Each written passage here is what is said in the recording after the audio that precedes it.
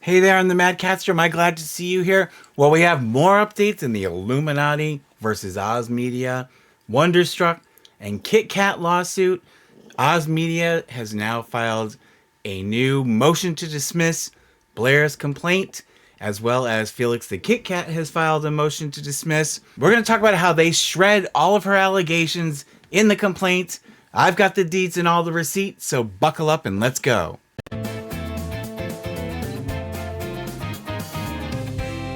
Now, before we get to the goodies, we have our very first sponsor, and I'm so grateful to TEMU for sponsoring this video. I've actually ordered from TEMU a bunch of times before they approached me for sponsorship, and like I'm renovating my kitchen still. I ordered some cordless power tools and some other items that I needed, and they were a lot cheaper than the big box store. They came relatively quickly, and I'm absolutely happy with everything that I bought. Now, Easter's coming up, and they've got some really cool Easter decorations. And can you believe that you can buy this Easter decoration lamp, and it's cute with all the little eggs on it that light up, for less than $2 with free shipping? I kid you not. Usually it would cost around $12. So for less than $2. And if you click the link in the description below, or you scan the QR code that's up on the screen and you download the TEMU app, you can get it for only $1.58. Can you believe that? With free shipping, which will be the best price you'll find in any deal. And in addition to that cute little Easter tree, you can get, believe it or not, this pet bed for $1.84. Look at this pet bed, $1.84. So for $1.84, you can get a bed for your cat or your dog. And again, you can scan the QR code that's up on the screen, or you can click the link down below. In addition, there's another cool item they've asked me to tell you about. And this is a 3-in-1 fast charging station. It's for $1.34. I mean, these prices are insane. They really are. The regular price for this, they say, is $37.99 on other websites. It's a no-brainer, really. In their picture here, they've got a place for charging a phone, a place for charging a smartwatch, and a place for charging your earbuds. Pretty cool. So you can either scan the code up on the screen or click the link down below, and you can find everything there on TEMU, basically. Not only are the prices great, but if you use my link down below, or you search for this code, DKX4285, and I'll list that down below as well, in the TEMU search bar, you'll also get a $100 coupon bundle to save even more. The special link that they gave to me will be down below in the description box. What are you waiting for? Click the link and go check it out.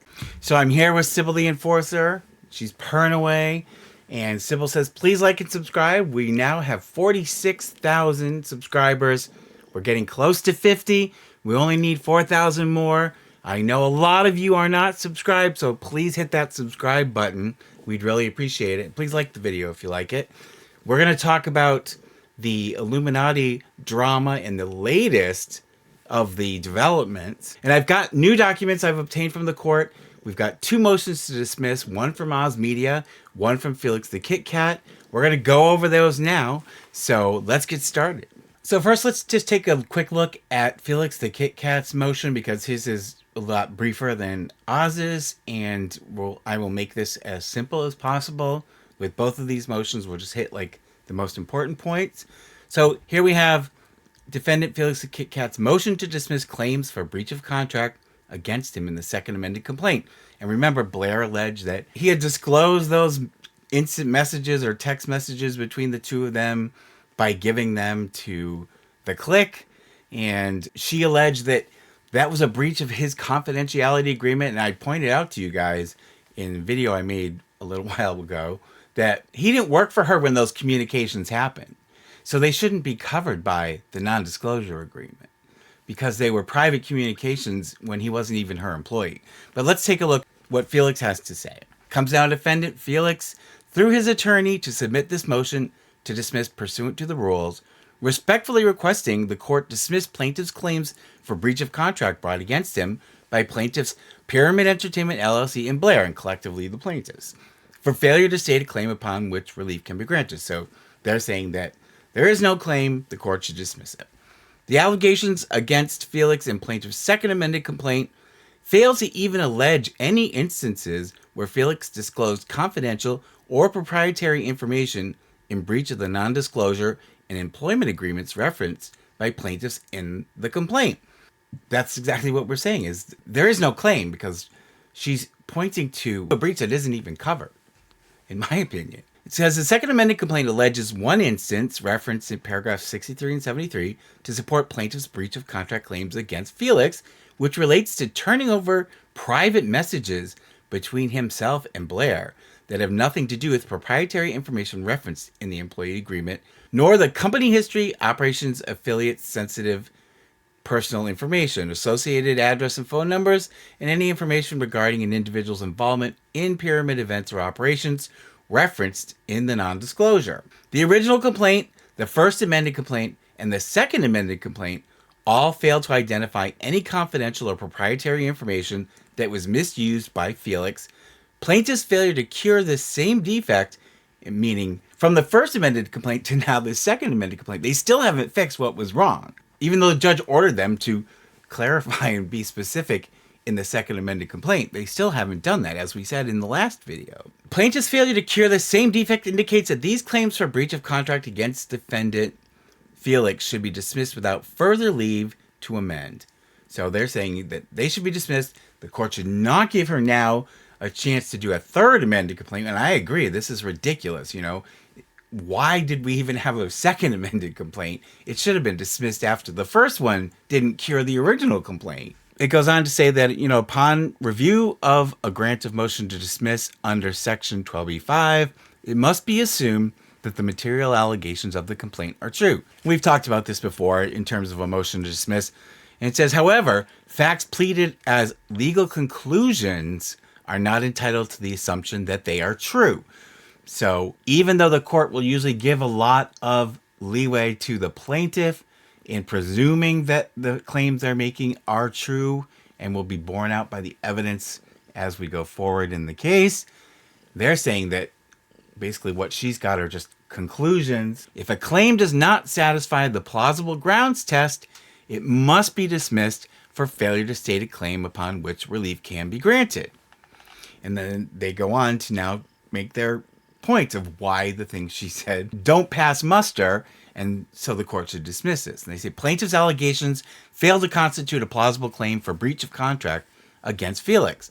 Plaintiffs allege in their first claim of relief that all defendants, including Felix, are liable for breach of contract based on the following allegations. Plaintiffs and defendants have entered into valid and binding contracts supported by adequate consideration, and then each of their agreements is listed, and basically it's collectively the agreements, and that means all the non-disclosure confidentiality. The agreements contain the following language. Employee agrees not to use confidential information and or proprietary data for the benefit of any other person, corporation, or entity other than the employer during the term of employee's employment with employer or any time thereafter. And we talked about this. You can't make it indefinite. You can't say, well, you can never talk about these things. There has to be a very limited amount of time, relatively speaking. This is like infinite. On its face, the agreements that contain that language should be tossed down by the court. Upon information and belief, defendants are in breach of these agreements by not exhaustively using confidential or proprietary information to defame or otherwise harm plaintiffs. Defendants have further established their intent to post additional content which will harm plaintiffs in a devastating manner. Examples of these breaches are referenced in, and there's a bunch of paragraphs. As a result of defendants' breaches, plaintiffs have incurred damages, including but not limited to loss of revenue, future loss of revenue, pain and suffering, and attorney's fees. Of the paragraphs referenced in paragraph 69, only paragraph 63 to 64 relate to anything Felix disclosed. And we went over this in the complaint, what she's accusing each of them of doing. This is what the complaint alleges about Felix. Felix is in violation of the agreement by turning over private messages between himself and Blair to another YouTuber, The Click, to exploit in a YouTube video made to slander plaintiffs. The video is available at, and there's the address, Iilluminaughtii and Sad Milk is the name of it. Regarding these messages, Felix edited selectively picked messages to create the appearance that Blair made statements that she did not. He thereby created a false narrative that was damaging to plaintiffs. In their Second Amended Complaint for relief alleging breach of contract specifically against Felix, plaintiffs refer to the same alleged instance of a breach of contract. And they say, which references upon information and belief, defendant is in breach of these agreements by sharing screenshots of company communications with defendant Oz, intending that he use the screenshots as part of a campaign. Again, it's like conspiracy theory here. A campaign to damage plaintiff's reputation, as stated above in paragraph 63. Defendant Oz has further established his intent to post additional content which will harm plaintiffs in a devastating manner. How do you know it's devastating if it hasn't happened yet? Not only that, but we talked about you can't claim that future content is going to defame you because it doesn't exist yet. And also, how do you know it's going to be devastating? You don't even know if they're going to do it. And second, what it's going to say, what the content is going to say. So this is just such ridiculousness. In the context of business non-compete and confidentiality agreements, proprietary information, also referred to as trade secrets, refer to the whole or any portion or phase of any scientific or technical information design, process, procedure, formula, improvement, confidential business or financial information, listing of names, addresses, or telephone numbers, or other information relating to any business or profession which is secret and of value. To be a trade secret, the owner thereof must have taken measures to prevent the secret from becoming available to persons other than those selected by the owner to have access thereto for limited purposes. Additionally, the non-disclosure quoted in the Second Amended Complaint refers to an agreement not to disclose company history, operations, affiliate-sensitive personal information, including but not limited to an individual's employment or ownership status in any organization unless it directly interferes with Pyramid's operations, associated addresses and phone numbers, and any information regarding an individual's involvement in Pyramid events or operations. The alleged disclosure by Felix of admittedly private messages, not business communications, where plaintiff used the R word, does not constitute disclosure of proprietary information, nor company history, operations, affiliates, or personal sensitive information. In determining whether the plaintiffs have failed to state a plausible claim that defendant Felix breached his contracts, the court should exclude from consideration conclusory statements. And they cite paragraph 39. Blair is under the information and belief that it was around this time that all defendants began creating a plan to effectively ruin Blair's business, reputation, and life. It is clearly conclusory. Paragraph 68 makes the conclusory assertion that the defendants are in breach of these agreements by using confidential or proprietary information. Paragraph 70 merely asserts the existence of defendants' breaches and asserts they have caused plaintiff to incur damages. Paragraph 74, similarly, clearly conclusory. Plaintiff's amended complaint for breach of contract against Felix should be dismissed pursuant to 12b-5. And then they say further leave to amend should be denied. Plaintiffs have already amended their complaint. Yeah, she's already amended it twice. And should not be granted further leave to amend, whereas here, they have and continue to fail to plead plausible claims based on facts rather than threadbare legal conclusions. Amen. I totally agree with that. And the conclusion is, based on the above facts and authority, Felix respectfully requests the court dismiss plaintiff's claims for breach of contract against him pursuant to 12b-5 for failure to set forth a plausible cause of action for breach of contract and to do so without leave to amend. So that's Felix's motion. I think this one's a slam dunk for sure, because not only is it vague and conclusory, but as we talked about, these messages that she talks about were created not in the business setting, but pre-employment. And so they have nothing to do with the business. Absolutely, Felix should be dismissed from the lawsuit. Now let's take a look at what Oz Media has argued about Blair's claims against him. So now here's Oz's motion to dismiss. It says defendant Oz, by and through counsel, moves to dismiss plaintiff's Second Amended Complaint pursuant to 12b-5, and now they're bringing up anti-SLAPP, and we just talked about that in my last video about Janet and Lauren the Mortician. And it says, and pursuant to Colorado's anti-SLAPP statute. And as grounds, therefore, states as follows. And here's the motion. Despite the court allowing plaintiffs leave to file a second amended complaint, the claims against Oz still fail to articulate the verbatim alleged defamatory statements made, precluding any finding that such statements are plausibly, provably false or defamatory. While directed by the court in its order of January 15, 2024, that all alleged defamatory statements by all defendants shall be set out verbatim, meaning exact quotes, not just, well, they said something bad, but what did they say specifically? And the media containing these statements, that is Twitter, X threads, videos, and the like, shall be disclosed to the defendant. And shall, now, this is just as an aside, the words will and shall. Okay, in the legal setting, when the court says shall, it means you absolutely will do it.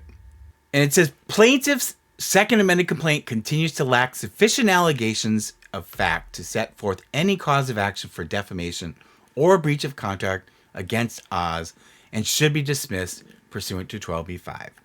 Further, going beyond the court's directive to replead the defamation claims and without any leave to amend to include new or additional claims. So what they're saying is, not only did she not follow the court's instructions to take her first amended complaint and add to it the specifics that the court wanted, but now she's changed the complaint, and the second amended complaint now adds other stuff. And they go on to say here, plaintiffs have shoehorned a further federal statutory claim against Oz into the second amended complaint as a ninth claim for relief.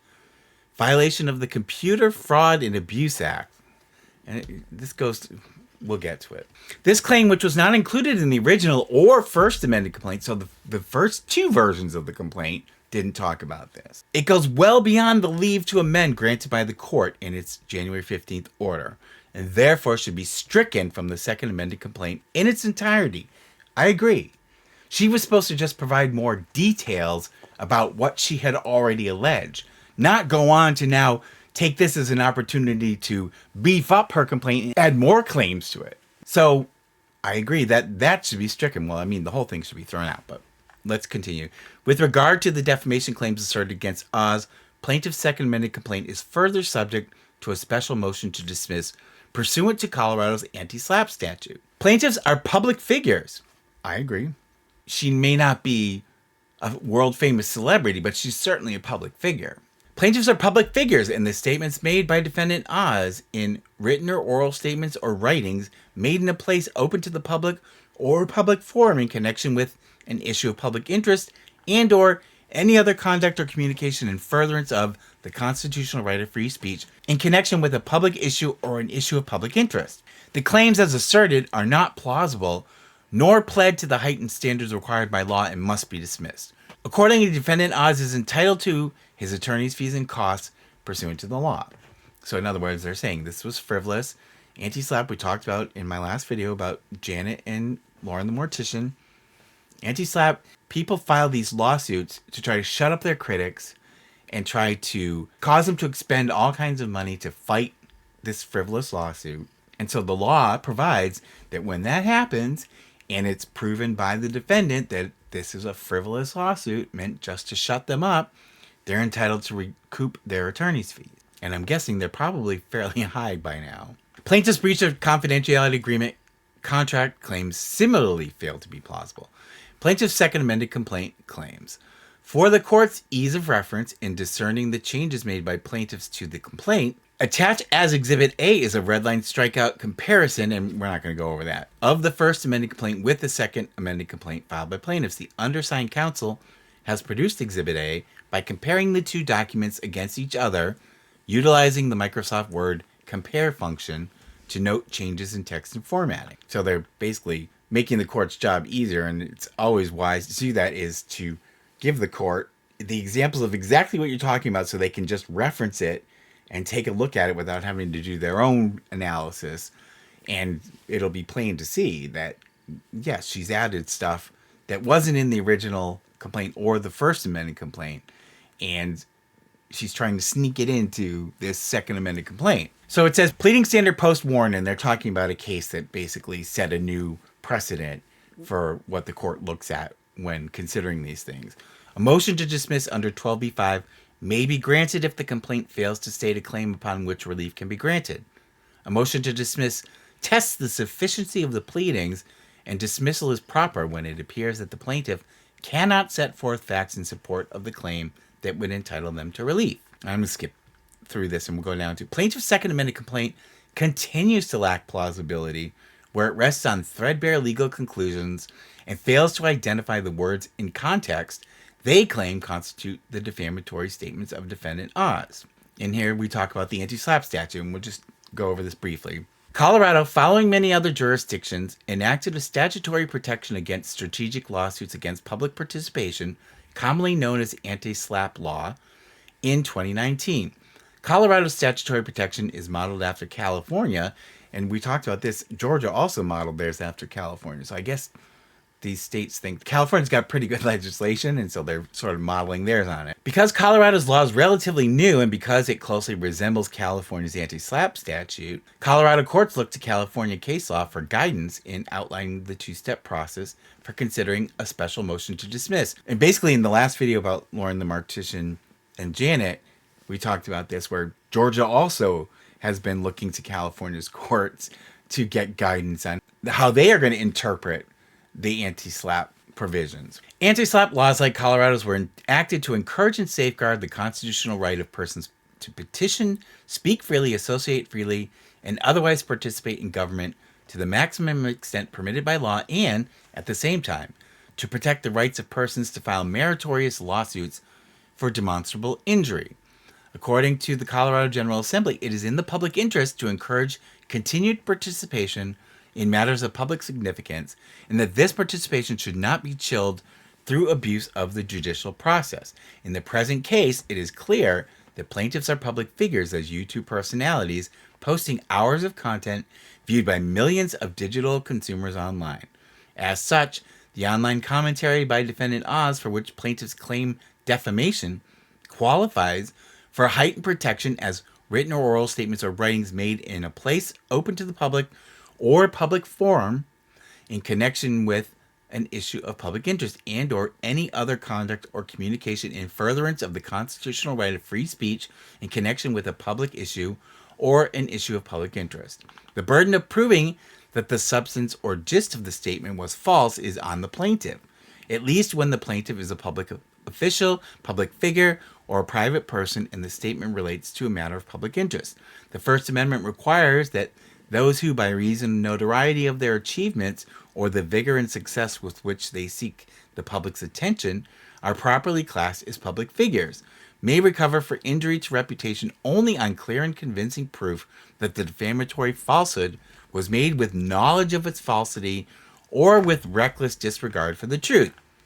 And they go on to talk about how the Second Amended Complaint fails all the pleading standards. So in other words, it doesn't pass muster at all. Plaintiff's Second Amended Complaint fails to meet the court's requirements in its January 15, 2024 order, the regular pleading requirements of 12b-5 with respect to the claims asserted, and the heightened pleading standards required for defamation claims involving a public figure on matters of public concern as required by the Colorado and United States Constitutions and Colorado's anti-SLAPP statute.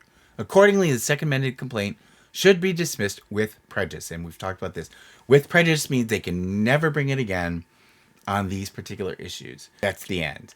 If they don't do it with prejudice, it means you can go ahead and refile the same claims and events that the last one got dismissed for. So they want this one dismissed with prejudice so Blair can't bring it again. Plaintiff's amended complaint does not establish either per se or per quad defamation. Defamation is a communication that holds an individual up to contempt or ridicule, thereby causing him to incur injury or damage. Whether words are defamatory is a matter of law for the court to determine. No law is better settled than that each publication of a libel is a separate and independent claim, and that each must be pleaded as a separate cause of action. Each letter constitutes a distinct statement and must be assessed independently. The distinction between defamation per se and libel per quad is that to be defamation per se, the libel must carry its defamatory imputation on its face and is actionable without an allegation or proof of damages. But any defamation which does not carry such imputation on its face is defamation per quod and is actionable only where special damages are pleaded and proved.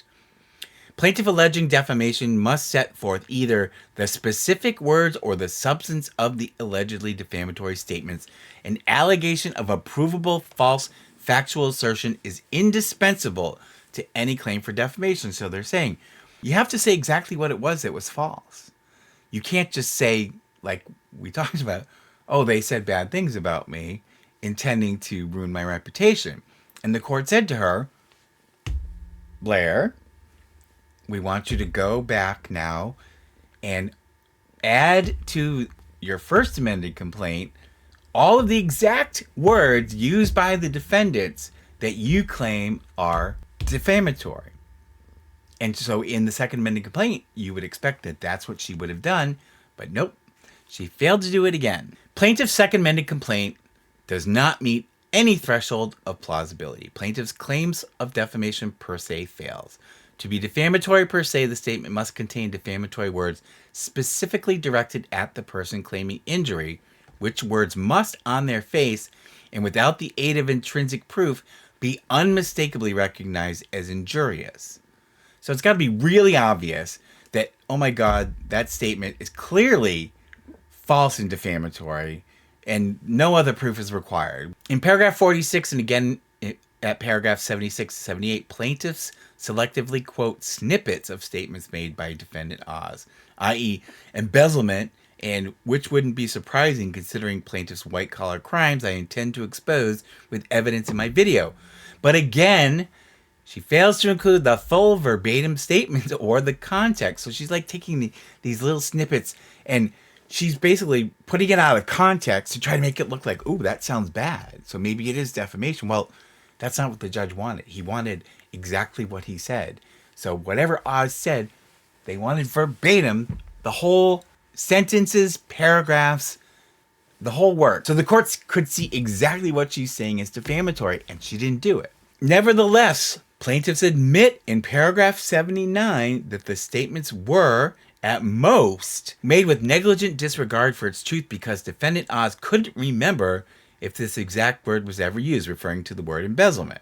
But Colorado law requires more, whereas here the statements are made regarding a public figure. The law requires plaintiff plead and prove that the defendant knew that the statements were false or the defendant made the statements with reckless disregard as to whether they were false. Plaintiffs have merely alleged that defendant Oz was negligent, but not that he was reckless with regard to whether the statements were false. Further, plaintiffs failed to set forth sufficient facts upon which it may be established that defendant Oz knew any of the statements he made were in fact false.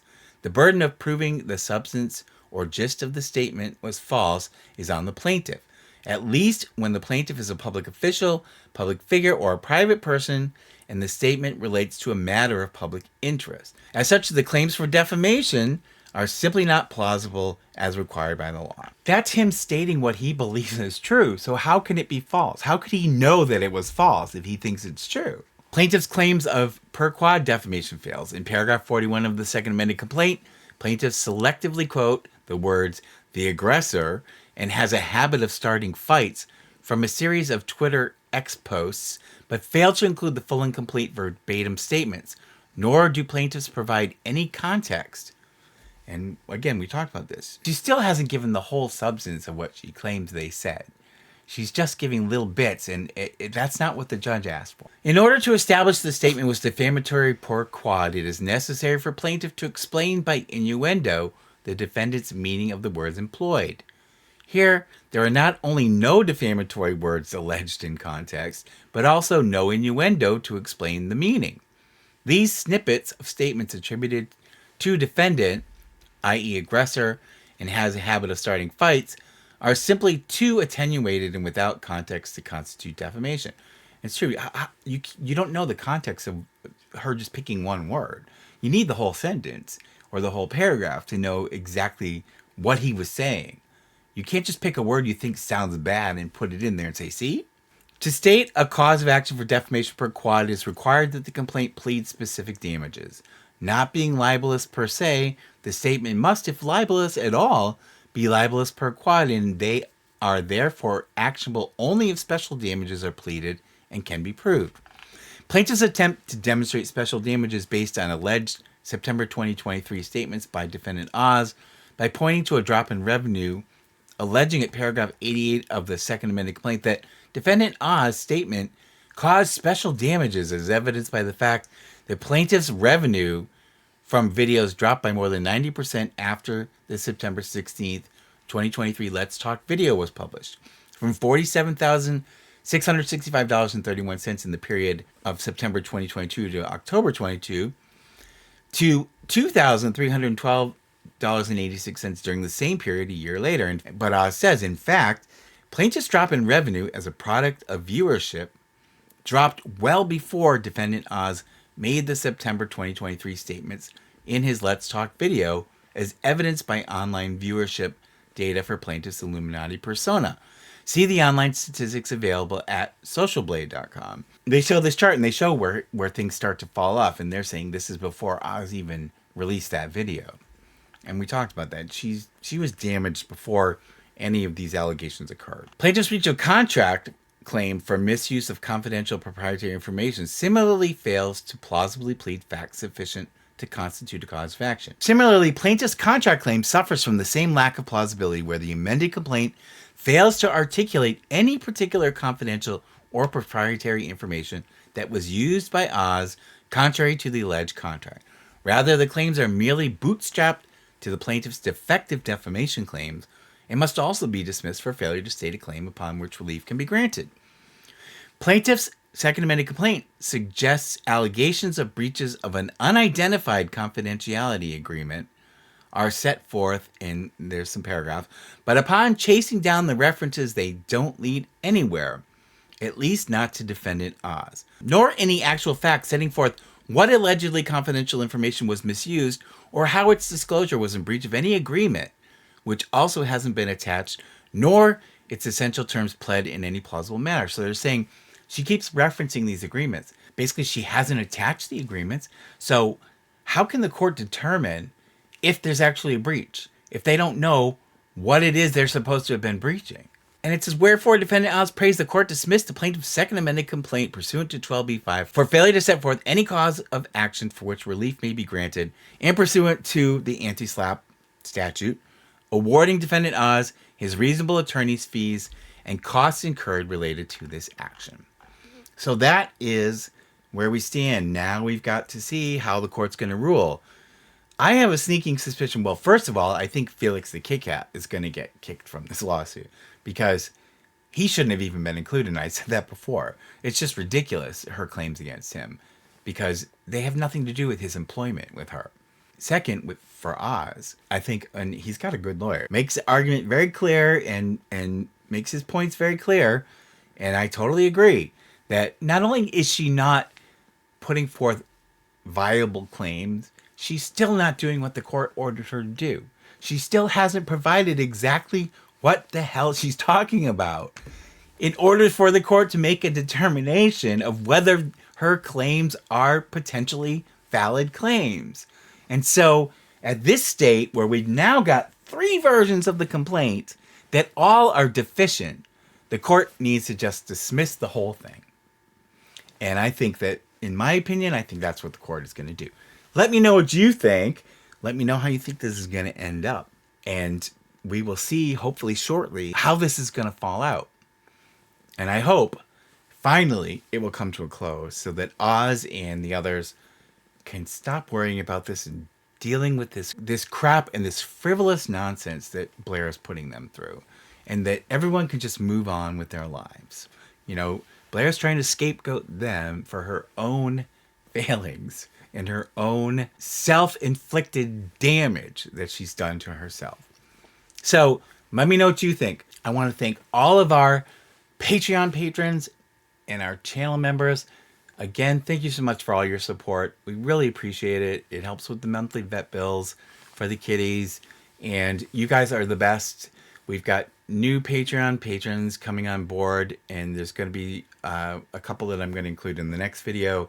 I'm not going to do the Amazon thank you. There were a couple things arrived, but I'm going to wait to the next video too. So thank you so much, you guys, for your support. Sybil and I say thank you. And I'm going to be doing hopefully another update on another lawsuit in the next week. So be on the lookout for that. And in the interim, take care of yourselves, love one another, and I will see you in the next one. Pretty please. Subscribe, like, and hit the bell. I get a treat for every new sub. Thank you.